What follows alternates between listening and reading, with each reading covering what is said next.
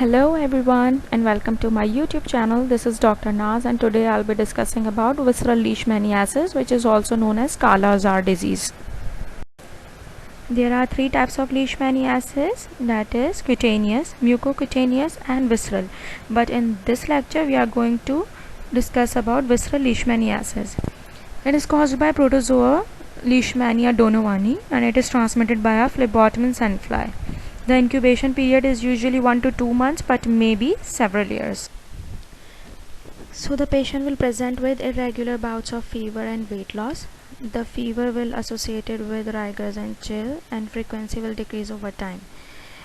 The organism Leishmania resides in spleen, liver and lymph nodes. That's why these organs will be enlarged. There will be blackish discoloration of skin. Protein loss occur from kidneys, therefore it causes hypoalbuminemia and it results in edema and ascites.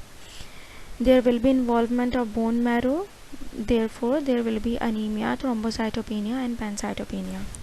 Figure A is showing hepatosplenomegaly, whereas B and C are showing cutaneous manifestation of leishmaniasis.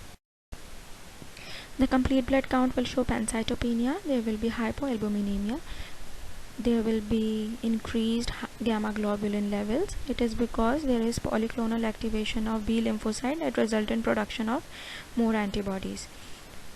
Biopsy is the diagnostic test of choice with 98% sensitivity. It can be taken either from spleen, bone marrow, lymph nodes or liver because Leishmania donovani resides in these organs and here it multiplies. It shows A mastigotes called Leishmania and donovani bodies and these are specific of the disease. So this picture is showing donovan bodies and they are the spherical non-flagellated form of the protozoa Leishmania donovani, which occurs in the reticuloendothelial system, that is the spleen or lymph nodes, etc. As you can appreciate that these are amastigotes and they do not have any flagella. So the drug of choice for leishmaniasis is pentavalent antimony salts, example sodium stevogluconate. Resistant cases can be treated with IV amphotericin B. Other agents like miltefosine, paramomycin and pentamidine can be used as well. Thank you so much for watching. If you have any query, you can ask me in the comment section. Please do like, share and subscribe to my YouTube channel. Thank you. Bye.